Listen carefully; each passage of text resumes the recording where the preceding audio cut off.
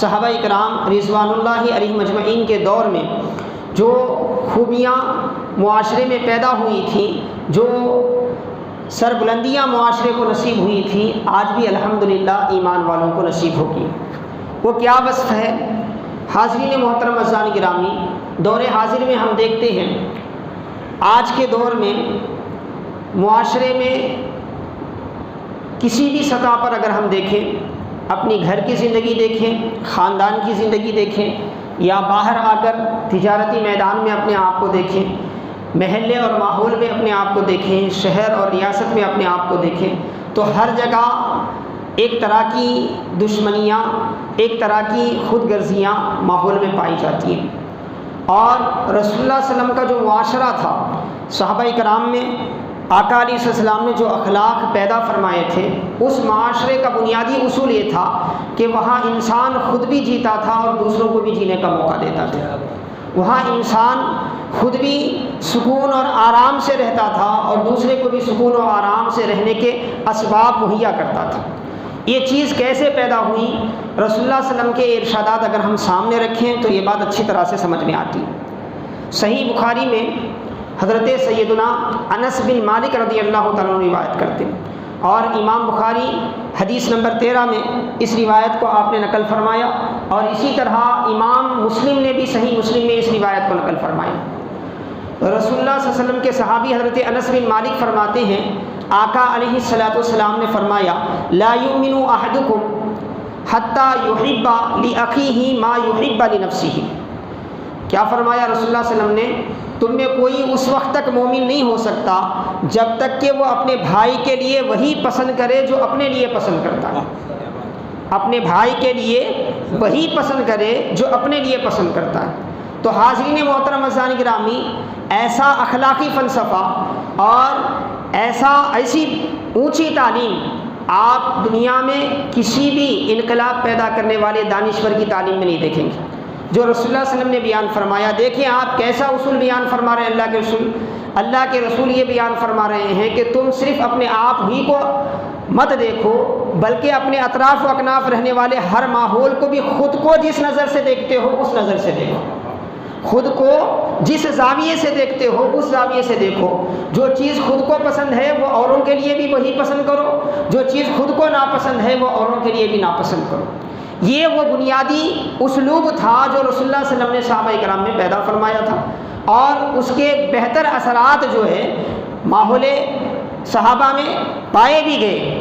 ورنہ عرب کا معاشرہ دنیا جانتی ہے کہ جہالت میں اپنے انتہائی سطح کو پہنچا ہوا وہ ماحول، اچانک ایسا اس میں انقلاب بپا ہوا تو کیا پاکیزہ تعلیمات تھیں؟ یہی وہ پاکیزہ تعلیمات تھی ایک ایک کر کے رسول اللہ صلی اللہ علیہ وسلم نے صحابہ کے معاشرے میں پیدا فرمایا۔ اب آقا نے یہ تعلیم فرمائی تو پھر صحابہ میں ہر صحابی کا یہی نقطہ نظر تھا کہ وہ اپنے بھائی کے لیے وہی پسند کرتا تھا، دوسرے آدمی کے لیے وہی پسند کرتا تھا جو اپنے لیے پسند کرتا تھا، دوسرے کے لیے وہ چیز ناپسند کرتا تھا جو اپنے لیے ناپسند کرتا تھا۔ چنانچہ بخاری اور مسلم کی اس حدیث پاک کو مشہور امام بزار نے مسند بزار میں حضرت انس بن مالک رضی اللہ تعالیٰ عنہ کی روایات میں ذرا تفصیل سے ذکر فرمایا۔ صحابہ کرام میں کیسے اس کا اثر ہوتا تھا آپ دیکھیں۔ آقا علیہ السلام سے یہ ارشاد آپ نے سنا تو امام بزار رحمۃ اللہ علیہ مسند بزار میں ذکر فرماتے ہیں حضرت انس بن مالک کی اس روایت کو، اس میں تھوڑی سی تفصیل زیادہ ہے۔ پہلے جو الفاظ میں نے آپ کے سامنے پڑھے وہ بخاری اور مسلم کے تھے، اس میں الفاظ زیادہ ہیں اور مضمون اس کا سیاق و سباق بھی کیا ہے راوی نے بیان فرمایا۔ حضرت انس بن مالک فرماتے ہیں میں اور ایک شخص رسول اللہ صلی اللہ علیہ وسلم کی خدمت میں موجود تھے، تو اس وقت رسول اللہ صلی اللہ علیہ وسلم نے یہ فرمایا، کیا فرمایا؟ لا یؤمن احدکم حتی یحب لاخیہ ما یحب لنفسہ۔ تم میں کوئی اس وقت تک مومن نہیں ہو سکتا جب تک کہ وہ اپنے بھائی کے لیے وہی پسند کرے جو اپنے لیے پسند کرتا ہے، اپنے بھائی کے لیے وہی پسند کرے جو اپنے لیے پسند کرتا ہے۔ اور رسول اللہ صلی اللہ علیہ وسلم کی اس تعلیم کا اثر کتنا جلدی صحابہ کرام پہ ہوا آپ دیکھیں۔ اب رسول اللہ صلی اللہ علیہ وسلم کی خدمت میں تھے، آپ کا ارشاد سنیں، حضرت انس فرماتے ہیں پھر میں وہ جو ہمارا ساتھی تھا اٹھ کر باہر نکلے، پھر ہم بازار پہنچے تو بازار میں ایک سامان بیچا جا رہا تھا، بازار میں ایک سامان بیچا جا رہا تھا اور بیچنے والا فروخت کرنے والا جو ہے اس سامان کو 30 درہم میں فروخت کر رہا تھا. کتنے؟ 30 درہم میں وہ فروخت کر رہا تھا. میرا ساتھی وہ سامان کے پاس گیا, اس سامان کو دیکھا غور سے اور اس سے پوچھا کیا قیمت ہے, تو اس نے کہا کہ 30 درہم ہے. تو پھر وہ غور سے اس سامان کو دیکھنے لگا اور دیکھ کر کہنے لگا کہ میں اسے 40 درہم میں خریدوں گا, میں اسے 40 درہم میں خریدوں گا. تو جو فروخت کرنے والا شخص ہے, بیچنے والا شخص ہے, وہ کہنے لگا کہ اے حضرت آپ کو کس چیز نے اس بات پر ابھارا ہے, میں خوشی خوشی اپنا یہ سامان 30 درہم میں دینے کے لیے تیار ہوں اور میں برملا اعلان بھی کر رہا ہوں کہ 30 درہم اس کی قیمت ہے, اور آپ مزید 10 درہم بڑھا کے 40 درہم کیا ہے اس کی قیمت دینا چاہتے ہیں.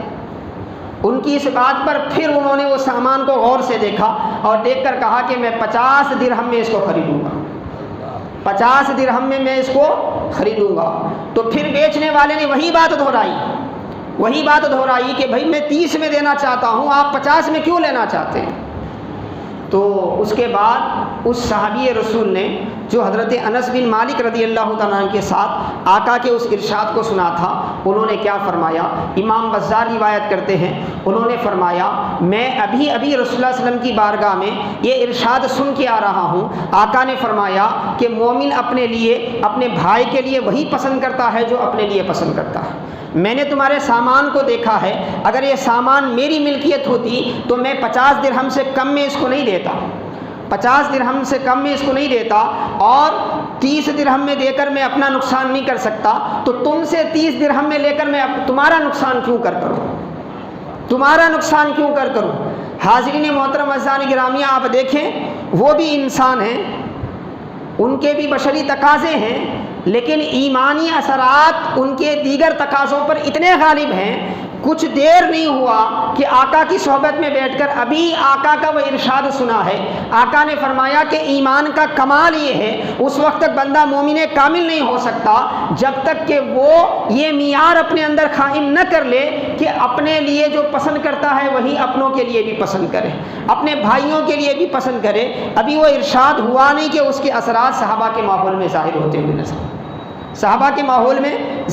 ہوئے نظر آ رہے ہیں. اسی طرح حضرت جریر بن عبداللہ رضی اللہ تعالیٰ عنہ صحابی رسول ہیں, صاحب مشکات نے روایت بیان فرمائی, آپ نے اپنے خادم کو, اپنے غلام کو آپ نے ایک گھوڑا خریدنے کے لیے آپ نے روانہ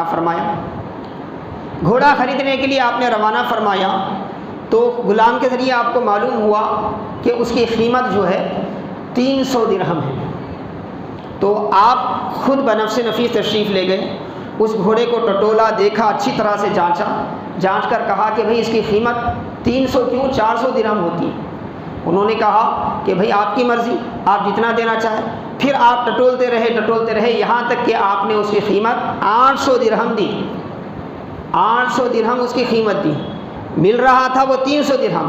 دینے والے کو بھی اس جانور کی قیمت کا اندازہ نہیں تھا, وہ کتنی قیمت کا ہے اتنا اندازہ نہیں تھا.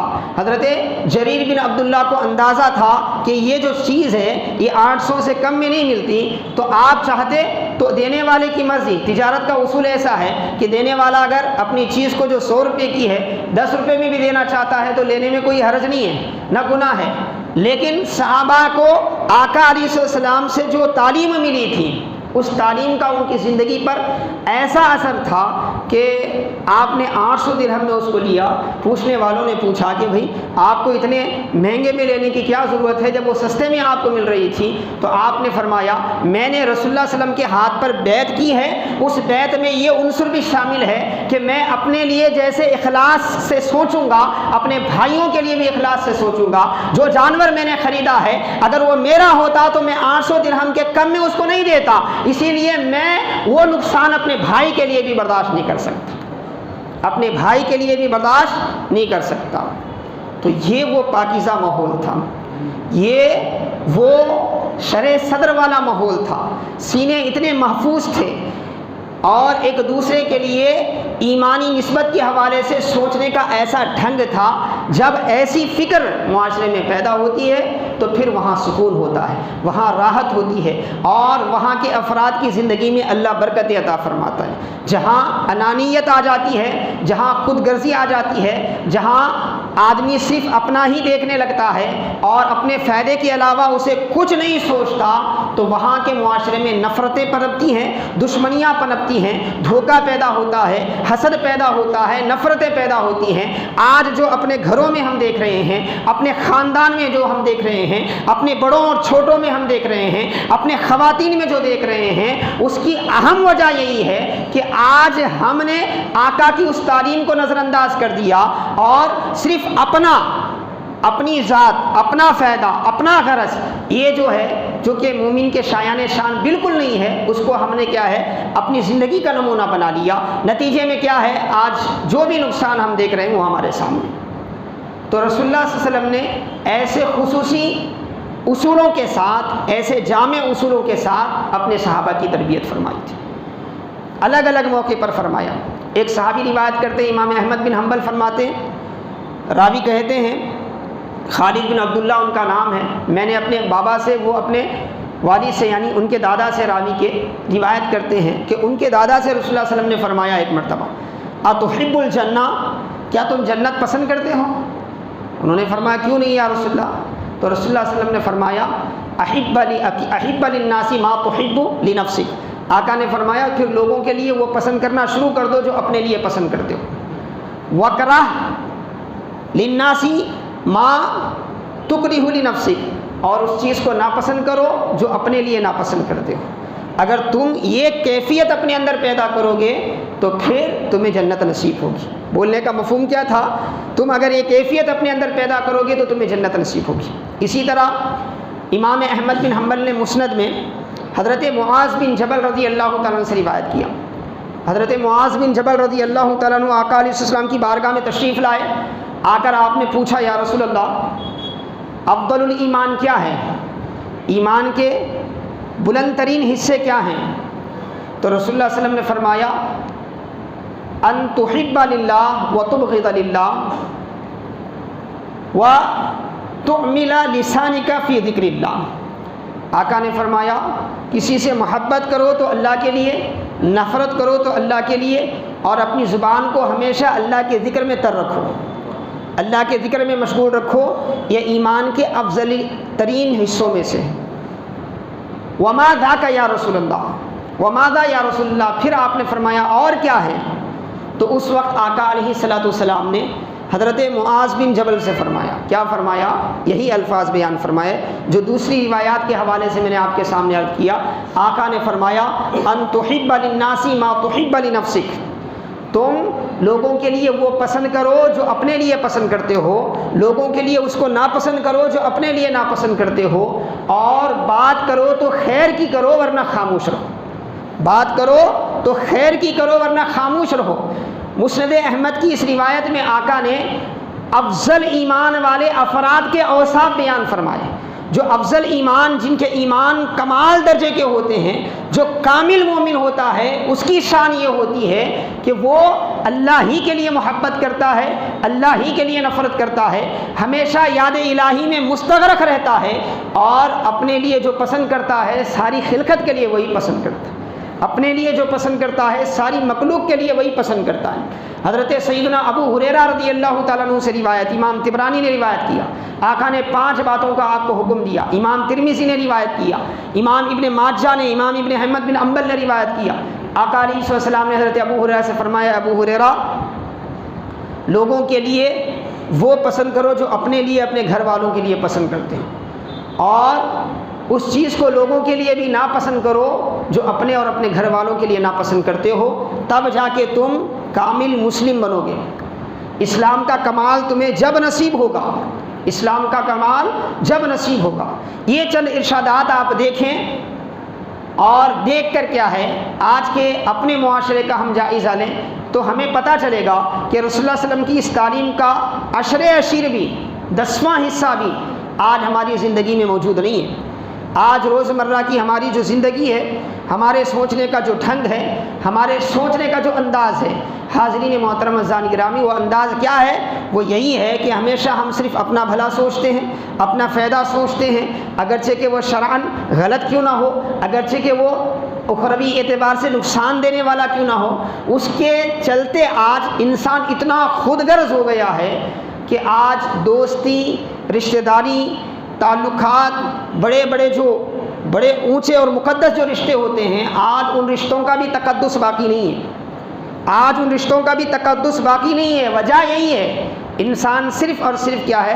اپنے مفاد کا سوچتا ہے، جبکہ ایمان کا تقاضا یہ ہے کہ مومن کو اللہ تبارک و تعالیٰ نے خود کی اصلاح کے لیے اور کائنات کی اصلاح کے لیے پیدا کیا ہے، وہ اپنے لیے بھی بہتر سوچتا ہے اور اپنوں کے لیے بھی بہتر سوچتا ہے۔ اور یہی تعلیم اللہ کے رسول صلی اللہ علیہ وسلم نے صحابہ اکرام میں ان کے دلوں میں جاگودی فرمائی تھی۔ صحابہ کے بعد ان کے جو شاگرد تابعین تھے، تابعین تھے، ان کے دور تک یہی سلسلہ کیا ہے؟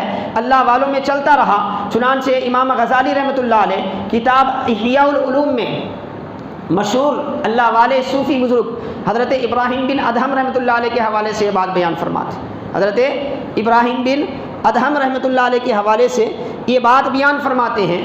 آپ فرماتے ہیں کہ ایک مرتبہ حضرت ابراہیم بن ادہم رحمۃ اللہ علیہ شہر سے باہر ایک صحرا میں تھے، وہاں اتفاق سے ایک فوجی سوار آیا، حکومت کا جو فوجدار تھا، فوج میں کام کرنے والا تھا، ایک سپاہی کیا ہے سواری پر سوار ہو کر اس طرف سے آیا۔ حضرت ابراہیم بن ادہم رحمۃ اللہ علیہ انتہائی زاہد فی دنیا تھے، دنیا سے بے نیاز آدمی تھے، معمولی سے کپڑے تھے، اور وہ شخص اجنبی تھا، وہ پہچانتا نہیں تھا، اگرچہ کہ علمی دنیا میں، ولایت کی دنیا میں حضرت ابراہیم بن ادہم کا نام بڑا اونچا تھا، لیکن ظاہر میں اگر کوئی پہلی مرتبہ انہیں ملتا تو اسے یقین نہیں ہوتا کہ یہی ابراہیم بن ادہم ہیں جن کی تعریفیں لوگ کرتے ہیں۔ بالکل اتنے سیدھے سادہ حضرت ابراہیم بن ادہم رحمۃ اللہ علیہ تھے۔ تو وہ ملاقات ہوئی، وہ نہیں پہچانتا تھا۔ اس نے حضرت ابراہیم بن ادہم سے پوچھا انت عبد، کیا تو غلام ہے؟ عبد کا لفظ ہے نا، بندے کے معنی میں بھی آتا ہے، غلام کے معنی میں بھی آتا ہے عربی میں، اور وہ دور انسانوں کے خریدنے اور بیچنے کا دور تھا، دنیا بھر میں خریدا اور بیچا جاتا تھا۔ تو اس نے پوچھا انت عبد، تو آپ نے کہا نعم انا عبد، ہاں میں اب بندہ ہوں۔ اس کے پوچھنے کا ڈھنگ الگ تھا، آپ کے بولنے کا ڈھنگ الگ تھا۔ اس کے بعد اس نے پوچھا آبادی کہاں ہے؟ این العمران، کیونکہ آپ صحرا میں تھے تو اس لیے اس نے پوچھا کہ بھئی گاؤں کس طرف ہے، لوگ کس طرف رہتے ہیں؟ تو آپ نے قبرستان کی طرف اشارہ کیا، قبرستان کی طرف اشارہ کیا تو اسے وہ دیکھا، آثار دور سے دیکھ کے اس کو سمجھ میں آیا کہ قبرستان ہے، تو غصے میں آیا، غصے میں آ کے کہنے لگا میں تجھے آبادی کے بارے میں پوچھ رہا ہوں، تو مجھے قبرستان کے بارے میں بتاتا ہے۔ اور ہاتھ میں جو اس کے لاٹھی تھی اس سے کیا ہے آپ کے سر کو اتنی زور سے مارا کہ سر لہو لہان ہو گیا، پھٹ گیا، زخمی آ گیا۔ پھر اسی حالت میں پکڑ کے کیا ہے آپ کو آبادی میں لایا، تو لوگوں نے آپ کو دیکھا، دیکھ کر سامنے آئے، قریب آئے اور اس سے کہنے لگے بھائی یہ کیا معاملہ ہے اور تم کیا کر رہے ہو؟ تمہیں معلوم بھی ہے کہ تم کس کے ساتھ یہ سلوک اختیار کر رہے ہو؟ یہ کون ہے؟ یہ ابراہیم بن ادہم ہے۔ اور جیسے ہی حضرت ابراہیم بن ادہم کا نام اس فوجی نے لوگوں سے سنا، اس کی کیفیت غیر ہو گئی، کیونکہ حضرت ابراہیم بن ادہم کا نام بڑے تقدس سے اسلامی دنیا میں لیا جاتا تھا، انتہائی نیک اللہ کے صالح بندے تھے، اللہ کے عبادت گزار بندے تھے۔ ان کے جیتے جی ان کی نیکیوں کا اثر جو ہے دوسرے علاقوں میں ایسا پھیلا ہوا تھا کہ لوگ بطور مثال ان کو بیان کرتے تھے۔ تو وہ فوری اپنی سواری سے نیچے اترا، معذرت پیش کرنے لگا، آپ کے ہاتھ چومنے لگا، آپ سے معافی مانگنے لگا، کہنے لگا کہ بھئی مجھے معلوم نہیں تھا، پتہ نہیں تھا۔ خیر آپ نے اس کو جانے دیا۔ لوگوں نے پوچھا معاملہ کیا ہے؟ تو جاتے جاتے اس شخص نے کہا کہ میں نے پوچھا ان سے کہ کیا آپ غلام ہیں، کسی کے غلام ہیں؟ تو انہوں نے کہا ہاں، اور میں نے ان سے آبادی کے بارے میں پوچھا تو انہوں نے مجھے قبرستان کا راستہ بتایا، میں اسی لیے غصے میں آ کے مار دیا۔ خیر بات آئی تئی چلے گئی، لیکن جو لوگ جمع ہوئے تھے ان میں سے کچھ نے حضرت سے پوچھا حضرت آپ نے اس کے سوال پر یہ کیوں کہا کہ آپ غلام ہیں، آپ تو آزاد ہیں؟ ابراہیم بن ادہم بلخ کے بادشاہ تھے، بادشاہت اللہ کے لیے آپ نے چھوڑی ہوئی تھی، آپ تو آزاد ہیں، ایسا کیوں کہا آپ نے ان سے؟ ایسا کیوں کہا آپ نے ان سے؟ تو حضرت ابراہیم بن ادہم نے فرمایا، اس نے یہ نہیں پوچھا کہ کس کے غلام ہیں، اس نے اتنا پوچھا کہ کیا تم غلام ہو؟ اور میں ہاں میرے رب کا غلام ہوں، میں میرے رب کا بندہ ہوں۔ اس نے بندگی کے بارے میں پوچھا تو میرے ذہن میں میرے رب کے علاوہ کسی کا خیال نہیں آتا، اور یہ حقیقت ہے کہ میں اللہ کا بندہ ہوں، اللہ کا بندہ ہوں۔ اور اس کے بعد حضرت اس نے پھر آبادی کے بارے میں پوچھا تو آپ نے قبرستان کا پتہ کیوں بتایا؟ تو آپ نے فرمایا تمہیں معلوم ہی ہے کہ یہ بھی کوئی آبادی ہے جہاں سے جانے والا واپس نہیں آتا۔ ارے حقیقی آبادی تو وہی ہے جہاں سے جانے والا جو ہے کبھی پلٹ کر کیا ہے جاتا نہیں ہے، وہاں کی آبادی بڑھتی ہے، اسی لیے میں نے وہ کہا۔ تو اس کے بعد آپ نے فرمایا خیر کوئی بات نہیں، اس کو سمجھ نہیں آیا، اس نے زیادتی کی اور نادانی میں زیادتی کی، اسی لیے میں نے جب ہی اس کے لیے دعا کر دی۔ بولے کیا دعا کیا؟ جب اس نے اپنے لاٹھی سے میرے سر کو مارا اور میرے سر کو زخمی کیا تو میں نے دعا کی کہ اے اللہ اسے جنت عطا کر، اے اللہ اسے جنت عطا کر۔ تو لوگوں نے کہا کہ آپ عجیب آدمی ہیں، وہ آپ پر ظلم کیا، آپ نے اس کو دعا دی؟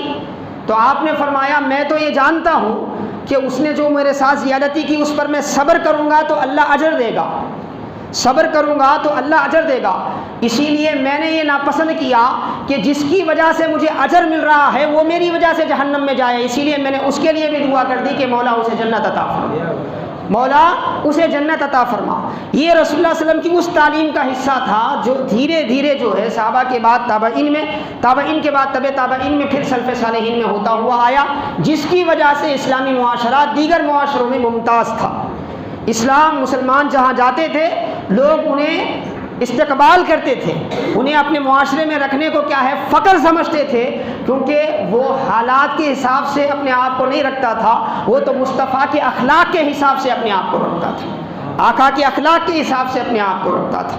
آج بھی اگر ہم اپنے معاشرے میں زندگی پیدا کرنا چاہیں تو انہی اصولوں پر زندگی پیدا کی جا سکتی ہے جن اصولوں پر عرب کے اس جاہلانہ معاشرے میں مصطفیٰ جان رحمت نے زندگی پیدا کی تھی۔